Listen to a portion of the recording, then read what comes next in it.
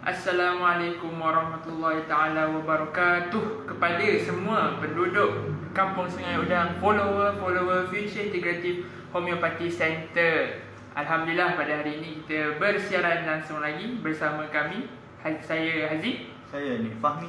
Kami dari Future Integrative Homeopathy Center. Kepanggilan kami adalah menyelesaikan masalah kesihatan anda dari pelbagai usia, sama ada bayi, kanak-kanak, remaja, orang tua dan juga orang muda, secara alami, secara semula jadi, dengan harga yang efektif, kos yang mampu milik, dan juga menggunakan perubatan homeopati. So, hari ini bertemu lagi kita dengan di FIC Daily Homeopathy Talk, bersiaran langsung di Kampung Sungai Udang, di pusat homeopati kami di Kampung Sungai Udang. Kampung Sungai Udang. Yes. Okay, so hari ni kita nak cerita tentang masalah kulit. Masalah kulit semalam kita cerita pasal Semalam kita cerita mengenai okay. Semalam kita cerita pasal chicken pox. Chicken pox. Demam campak. Which is berkaitan dengan kulit juga. So hari ni kita nak cerita tentang kulit lain pula. Iaitu eczema ataupun dikenali sebagai atopic dermatitis. Itu nama dia punya nama medical term dia lah. Eczema pun medical term juga, tapi lebih familiar dengan gelaran eczema. Okay, so kita nak berkenalan dengan eczema ni. So eczema ni apa tu? Okay, eczema ni kita benda ni sebenarnya kita selalu nampak lah di kalangan kanak-kanak, dan juga dia boleh jadi juga di kalangan orang dewasa, remaja dan juga orang tua. Okey, eczema ni adalah penyakit kulit yang berkaitan dengan immune system, which is autoimmune. Mana kata dia penyakit kulit yang mana dia dapat daripada keturunan, which is that keturunan asma, keturunan resdung dan keturunan sakit kulit itu sendiri, sama ada eczema, psoriasis lichen planus dan sebagainya yang berkaitan dengan genetik keluarga begitu. Jadi okey, eczema ni macam mana kita nak kenal eczema ni? Eczema satu, dia characterized by intense itching atau kita panggil pruritus, iaitu yang gatal sangat teramat. Itu yang pertama. Yang kedua, ada keadaannya yang mengeluarkan kulit dia berwarna merah, dan juga ada scaly bersisik, dan juga ada yang ke tahap naik biji, ataupun kita panggil papular eruption. Dan ianya kulit mereka ni kalau dia kering, dia selalunya gatal pada waktu malam selalunya, dan juga gatal pada waktu panas ataupun waktu berpeluh, dan juga selalunya teruk apabila dia kena satu allergen ataupun satu benda yang menyebabkan dia lagi gatal. So itulah kita boleh cerita sikit mengenai eczema ni. Eczema yang mana yang masa kita tadi, dia kalau ada keturunan yang ada asma ataupun lelah, ataupun ada resdung, ataupun ada sinusitis, ataupun ada masalah kulit yang lain, jadi mereka ni berpotensi untuk mendapat eczema itu sendiri. Yang mana kita nampak selalu terjadi dalam kalangan kanak-kanak. Dan bila terjadi dalam kalangan kanak-kanak ni, which is budak yang dalam umur 3 tahun sampai 12 tahun, apa diorang boleh buat, dan juga apa parent, ibu bapa boleh manage diorang. Itu yang kami cuba kongsikan kepada anda lah. Okay, so ada juga orang ni kadang confuse eczema ni memang dia punya gejala dia, simptom dia adalah garuk. Macam yang Nick cakap tadi, Ahmad Fahim cakap, gatal yang sangat intense. Dia sangat garuk tu, memang sekali tu tak puas. Ada tu garuk sampai nak berdarah. Dia suka darah tu. Sebab dia rasa macam lega. Tapi ada orang tu jenis yang tak lega. Tapi sebelum kita nak rawat eczema ni, kita kena tahulah benda tu eczema betul ke ataupun bukan eczema. Ada orang tu, sebab saya pernah ada pengalaman di mana dia datang, dia cakap anak dia eczema, tapi sebenarnya bukan eczema. Sebenarnya dia ada sejarah bermain dengan tanah. Dia main dengan tanah. So dia cakap gatal. Saya rasa anak saya ni eczema. Tapi bila kita tanya-tanya, rupanya dia ada pendedahan, exposure to the tanah tu sendiri. So benda tu adalah gatal yang disebabkan bermain dengan tanah, di mana mungkin ada bakteria ataupun something microorganism yang menghinggap di kulit dia. Lagi-lagi yang main dekat pasir, yang tak pakai slipper, benda tu dah jadi kegatalan yang disebabkan benda lain lah. So kita kena tahu apa yang kita rawat tu betul-betul eczema ataupun tidak. Selain tu orang juga selalu confuse eczema dengan psoriasis. Psoriasis ni pun satu penyakit kulit juga yang biasanya ada. Sekiranya kita tak boleh katakan kebanyakan penyakit kulit ni memerlukan early intervention and very good management dan juga macam penjagaan yang elok lah. Sebabnya kalau kita tak jaga, memang dia akan makin teruk dan makin teruk. Macam contohnya kita dah ada gatal tu kan, kita tahu makan, ada orang memang kebanyakannya lah, kebiasaannya orang yang ada eczema ni dia tak boleh nak makan makanan yang daripada laut, contohnya seafood. Bila makan seafood tu dia makin lama makin gatal. Itu kebiasaannya. Ada juga orang yang dia punya gatal tu bukannya datang daripada seafood, mungkin benda lain yang menyebabkan dia makin gatal. So kita perlukan mengelakkan makanan yang boleh menyebabkan gatal tu untuk makin menjadi-jadi, membuat-buat lah. So saya cakap tadi pasal eczema dengan psoriasis. Boleh tak Pak Nik beritahu sikit apa beza eczema dengan psoriasis ni? Tapi persamaan yang boleh cakap lah, kedua-duanya adalah daripada genetik lah. Yes, so biasanya penyakit yang genetik ni tak boleh nak sembuh 100%. Yang kita perlu adalah management dengan pengawalan secara kita nak kurangkan severity of the garuk tu. Boleh tak cerita apa beza dia? Okey, sebelum tu kita kena faham dulu dalam apa itu eczema dan juga apa itu psoriasis. Macam tadi Pak Hazim beritahu, dua-duanya persamaan ialah dua-duanya asal daripada genetik, which is genetik yang mana saya beritahu tadi lah, daripada asma, daripada orang yang masalah sinus, resdung dan juga orang yang ada masalah kulit itu sendiri. Okey, yang pertama sekali kena faham, eczema ni ada macam-macam jenis dia. Contoh jenis dia atau eczema ataupun kita panggil sebagai atopic dermatitis, yang mana tadi Pak Hazim beritahu, contoh kawan tu sentuh benda tu, okey dia gatal, ataupun makan benda ni dia gatal. Itu kita panggil sebagai irritant dermatitis ataupun contact dermatitis. Dan banyak lagi jenis-jenis dia dalam hal ni. Tetapi walau macam mana pun, benda ni berkaitan dengan reaction orang itu, sensitivity orang itu terhadap benda yang diexposekan tu. Itulah yang berkaitan dengan eczema. Okey, kita jawab terus. Okey, apa beza eczema dengan psoriasis? Apa beza eczema dengan psoriasis? Okey, eczema dengan psoriasis perbezaannya hanyalah dari segi presentation itu sendiri. Makna kata, contoh dia ada kulit gatal. Okey, kita dah tahu from kulit gatal ni, ini adalah eczema ataupun psoriasis. Okey, eczema kita boleh nampak dia ni kulitnya, dan juga kulit psoriasis, kulit eczema dia tidak ada bahasa Melayu, bahasa Inggeris kita panggil scaly eruption. Tapi dalam eczema, dalam psoriasis dia ada kita panggil scaly eruption. Scaly eruption warna dia macam kulit kerah-kerah warna putih-putih tu. Itu dalam psoriasis. Kalau dalam eczema dia ada dan juga tak ada. Dan juga dalam eczema, dalam psoriasis, lagi satu presentation dalam psoriasis, kita boleh nampak dari segi dia ada satu istilah kita panggil Auspix sign, dan juga yang kedua kita panggil sebagai Koebner phenomena. Apa tu? Auspix sign, Koebner phenomena ini memang boleh katakan benda ni memang perlu diketahui oleh physician itu sendiri. Mana kata macam bila datang kat kita pesakit yang ada masalah kulit, okey, physician itu sendiri, which is kami dua, memang kena tahu okey ini eczema ke psoriasis. Okey. Jadi kenapa penting kita kena tahu dari segi perbezaan ni? Yang pertama kita kena tahu perbezaan ni ialah untuk kita tahu macam mana nak jaga, macam mana kita nak manage psoriasis dan juga eczema.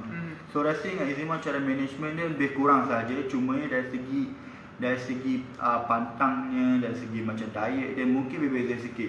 Sebab apa? Dia bergantung pada faktor keturunan dan juga faktor sensitivity orang itu sendiri. Itu beza antara psoriasis dengan eczema. Kalau nak cakap dari segi presentation psoriasis dengan eczema, saya rasa lagi mudah kita nak faham dari segi gambar lah. Dari segi gambar, dari segi presentation dia sendiri, baru kita lagi senang faham.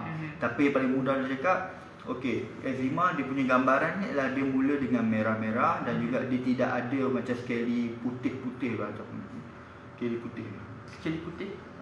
Scaly tu macam bersisik. Bersisik. Dia yang putih-putih tu. Kalau eczema tak ada, dia cuma scaly yang biasa saja. Tapi kalau dalam psoriasis, dia macam kulit tebal dan dia scaly dan juga sampai mengeluarkan flake. Yes, flake.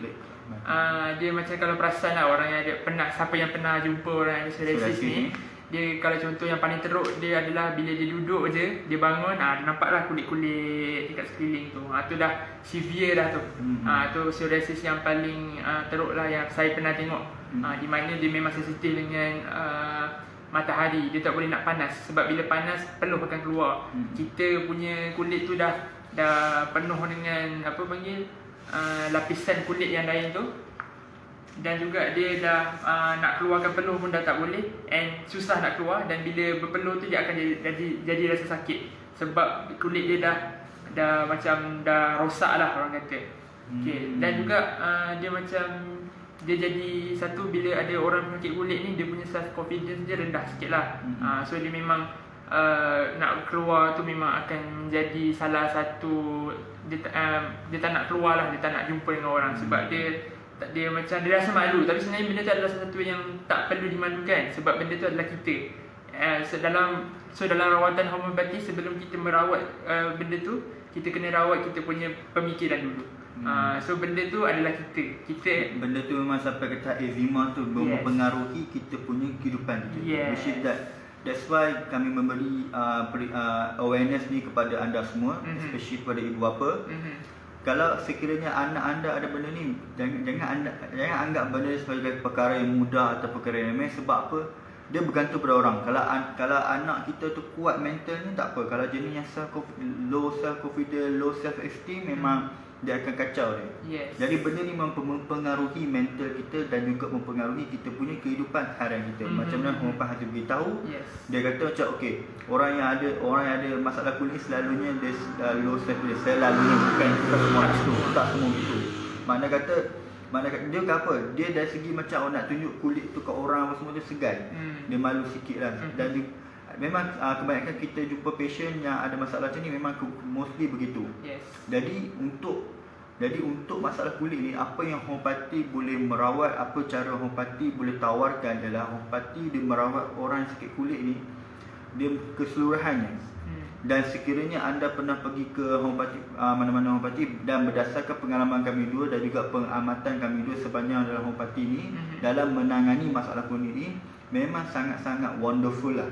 Memang sangat boleh katakan miracle.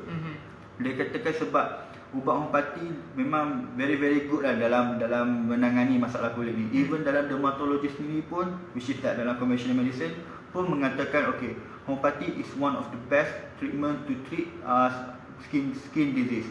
Skin disease which is as eczema, psoriasis, lichen planus, contact dermatitis and molluscum, everything yang skin disease, memang homeopati adalah one of the treatment yang terbaik untuk merawat skin disease ni. Sebab apa? Dalam homeopati dia merawat bukan sekadar kulit saja. Ni berdasarkan pengalaman saya. Saya merawat ada satu patient ni, which is kanak-kanak yang ada masalah kulit eczema, yang mana dekat belah tangan dia ni. Kita merawat budak tu bukan sekadar dia punya kulit, presentation kulit saja. Kita nak tahu dia punya reaction macam mana, dia punya perangai macam mana, dia punya reaction dia terhadap kulit tu macam mana, dan juga apa behavior dia. Which is that kita nak tengok from the whole. Because benda ni bukannya, yang masalah kulit ni bukannya sebabkan punca. Sebab kita tahu dah, dalam homeopati yang paling penting sekali ialah kita merawat punca. Dapat tahu apa tu punca, dapat tahu dah apa itu akar umbi dia, punca umbi dia, kita ambil, kita tarik. Itu dalam homeopati. So dalam masalah which is kulit ni, yang selalunya disebabkan oleh masalah genetik, jadi benda macam tu bukannya kita boleh senang-senang je buang. Mana kata bila berkaitan dengan masalah genetik ni, jadi kita kena tengok, kami merawat orang itu secara keseluruhan, which is secara mental dan juga fizikal. Especially berkaitan kulit ni lah. Lagi-lagi macam kalau daripada segi mental yang kita pernah tengok lah, orang ni contohnya dia punya eczema tu dia dah okey tau, tak gatal sangat. Tapi bila dia stres dia jadi makin lama makin teruk. Benda tu boleh jadi salah satu faktor lah. Mungkin daripada stres kerja, stres di dalam kawasan dari keluarga. So benda tu kita ambil tahu lah dalam bila nak merawat ataupun kita nak ambil ubat apa kita nak bagi dekat patient. So benda ni kita akan melalui proses yang agak detail dari segi consultation. Selain daripada ubat sahaja, kita akan nasihatkan cara pemakanan, cara lifestyle, cara pengurusan, and then kita akan kita akan nasihatkan patient tu sendiri untuk menjaga kulit. Macam kalau eczema ni macam mana kita nak jaga kulit ni biasa kalau kita jumpa patient yang kalau untuk pengurusan eczema, tak kira lah kanak-kanak ke dewasa ke remaja ke apa mana-mana golongan, yang paling penting sekali yang pertama ialah kulit yang terjejas itu pastikan dia sentiasa lembap. Moisturize the skin. Yes. Moisturize the skin, pakai skin boleh pakai lah contoh pakai aloe vera ke, pakai petroleum gel ke, ataupun kita Vaseline, ataupun pakai calamine lotion, ataupun pakai mana-mana minyak contoh macam minyak zaitun, minyak kelapa darah, minyak kelapa, minyak sunflower, yang mana yang boleh pakai tujuannya hanya untuk moisturize skin tu, untuk melembapkan kulit tu. Itu yang paling pertama sekali. Sebab apa? Kekeringan akan menyebabkan kulit eczema tu lagi sakit, lagi teruk. Sebab sebelum kita nak faham management ni, kita kena tahu apa dia punya triggering factor. Faham dulu apa triggering factor dia. Macam tadi Homeopath Hazim bagi tahu, okey, kalau dia kena panas, dia kena macam makan itu adalah dia punya triggering factor. Contohnya yang selalunya ni berdasarkan pengalaman kami, apa yang selalunya patient yang ada masalah kulit ni hadapi, dia punya triggering factor dia, okey, selalunya waktu panas, bila berpeluh, bila buat kerja, dan juga stres. Jadi benda macam ni, kulit ni berkaitan juga dengan kita punya mental, kita punya emotional. Andai kata kita marah, andai kata kita sedih, andai kata kita tertekan, andai kata kita depres, andai kata kita mengamuk, akan efek kita punya kulit. Especially untuk orang yang ada masalah kulit macam eczema dan psoriasis dan sebagainya lah. Benda macam ni memang dia punya triggering factor. Dan ada banyak lagi lah bergantung kepada seseorang itu. Jadi sebab tu lah kita tahu apa dia punya triggering factor, barulah kita boleh faham management. Tapi untuk management general ni, yang pertama melembabkan kulit tu dulu. Yang kedua, sentiasa elakkan pemakanan yang menyebabkan benda tu jadi. Contohnya ada orang macam ni, berdasarkan pengalaman jugalah, ada orang tu dia makan seafood, dia masalah. Ada orang tu dia makan makanan-makanan berminyak, dia masalah. Contoh dia makan ayam goreng, dia makan telur, dia makan telur yang berminyak, atau makanan fast food. Benda tu memang akan jadi lagi teruk lagi kulit dia. Ada kajian mengatakan bila makanan-makanan macam ni, which is yang paling tinggi, contoh macam seafood ataupun berminyak ataupun makanan bergoreng, sebab makanan ni dia tinggi dia punya magnesium dan juga proteinnya. Jadi dua benda ni memang akan mengefekkan badan orang itu. Sebab apa? Kulit dia berkaitan dengan kita punya histamin, kita punya allergen, kita punya allergic reaction terhadap satu benda tu. Itu berdasarkan kajian. Kalau saya nak cerita sikit lebih detail mengenai itu, anda boleh datang ke kami dan juga boleh hubungi kami mengenai macam itu. Jadi itu yang saya boleh confirmkan lah dari segi management itu. So kalau sekiranya anda mempunyai masalah ni, masalah kulit, pelbagai masalah kulit, dan dah cuba macam-macam cara dan tak elok-elok, macam dah benda ni dah 5 tahun, 6 tahun kan, dan anda masih tidak terlambat, masih boleh kita tolong permudahkan gatal dia tu, ataupun mengurangkan gatal tu, ataupun mungkin akan dia punya episode of the gatal tu berkurangan. Sebab itu adalah cara kita homeopati membantu anda yang mempunyai masalah kulit untuk kami selesaikan. So kita nak bagi second opportunity, dan juga another opportunity to all of them yang ada berada di luar sana dan mencari macam-macam cara. Bolehlah datang kepada kami di Pusat Homeopati Future Integrative di Kampus Sungai Udang. Dan sekiranya anda mempunyai sebarang persoalan, sebarang pertanyaan, ataupun nak tahu penyakit apa lagi yang homeopati boleh boleh bantu merawat, bolehlah bertanya di ruangan komen telah disediakan nombor 0142619264 ataupun boleh PM kami di Facebook dan juga boleh PM di Instagram. So kita InsyaAllah kita akan cuba bantu dengan apa yang kami termampu within in the scope of homeopathy itu sendiri. Betul. So kita boleh sembang-sembang lah. So kita tahu apa yang boleh kita bantu. Yes. Itulah berkaitan dengan eczema. Yes. Which is that eczema ni kalau berjadi ke dekat kalangan kanak-kanak memang satu benda yang kita kena ambil concern lah, especially to parents, especially kepada ibu bapa. Bila anak-anak kita ada masalah eczema ni atau masalah kulit, apa yang kita kena buat? Jadi sebab apa? Kanak-kanak dia punya reaction dia terhadap gatal ataupun terhadap sensitivity dia terhadap sakit tu, dia akan very macam tunjuk lah. Dia akan menangis, dia akan garu sangat-sangat sampai berdarah. Ada yang sampai ke tahap berdarah, ada yang sampai ke tahap macam nak dia ambil sabut. Ada pernah dia sebab apa? Kanak-kanak memang dia macam tu. Dia tak faham, dia bukannya tak faham, dia macam dari segi dia punya kontrol dia tak sama macam orang dewasa atau remaja lagi. Jadi that's why untuk parent kena tahu macam mana management dia. Kena dalam post yang kami bagi ni, dalam post dalam Facebook dan Instagram, kami ada bagi tahu lah dari segi management. Anda boleh rujuk di situ, dan juga anda untuk lebih tahu lagi anda boleh call kami ataupun boleh WhatsApp ataupun boleh komen mana-mana lah yang media sosial ada sekarang. Jadi apa yang saya boleh concludekan kepada anda semua, apa yang homeopathy boleh tawarkan, apa yang homeopathy boleh tolong. To be honest, homeopathy dalam skop merawat kulit ni is very wonderful and very miracle. Jadi jangan risau, jangan takut dari segi macam apa sekiranya anak anda ada masalah semua. InsyaAllah kami boleh tolong dan juga homeopathy boleh bantu. Dan insyaAllah selosor benda ni akan jadi okey lah. InsyaAllah. Okay. So saya rasa sampai di sini saja sesi kami pada hari ini, FIC Daily Homeopathy Talk.